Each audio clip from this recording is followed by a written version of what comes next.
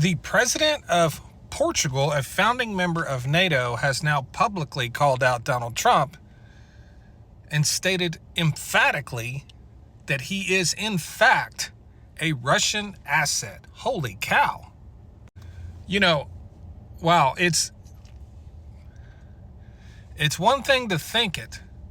It's a whole nother thing for a world leader to come out and say that, especially about the President of the United States of America. Especially knowing the potential repercussions of that statement. Portugal sends us like 11 or 12 billion dollars a year in goods, a lot of pharmaceuticals, oil, things like that. And that may not sound like a lot, but for a little country like Portugal, that's huge. And we send Portugal a lot of food, especially agriculture, wheat, soybeans, grains, things like that. With the world having a very clear understanding of how Donald Trump likes to retaliate for things such as this, that president of Portugal was willing to risk all of that to say what he wanted to say. And keep in mind, he could have said a lot of things. He could have said Donald Trump was too soft on Russia. He could have said Donald Trump hasn't imposed enough sanctions. Like, there's 1,000 things he could have said about Donald Trump and still get his point across, but not say Donald Trump is absolutely, unequivocally a Russian asset, which is what he said.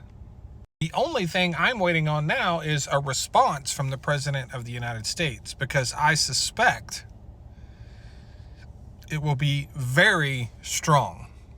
I mean, let's be honest. These types of statements are statements that are typically made by, hyperbolic media outlets, and, sometimes used by politicians on the opposition side.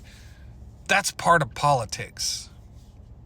That's part of politics. So when you have a foreign leader, the president of a country who is a member of NATO, one of the founding members of NATO, coming out and stating that, not only stating it, but stating it emphatically and repeatedly when asked, is that what you're saying? Yes, that is exactly what I'm saying. That's a big deal.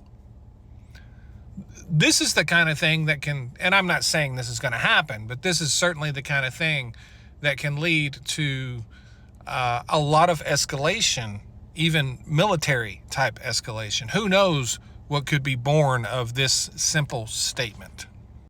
Donald Trump has been quiet a lot lately. I don't know if anyone's noticed that. I think the question is, will he even respond? And if he does, how so? Let me know what you think in the comments section. Really appreciate all my new followers and subscribers. Hope you guys have a great Labor Day weekend. Thanks.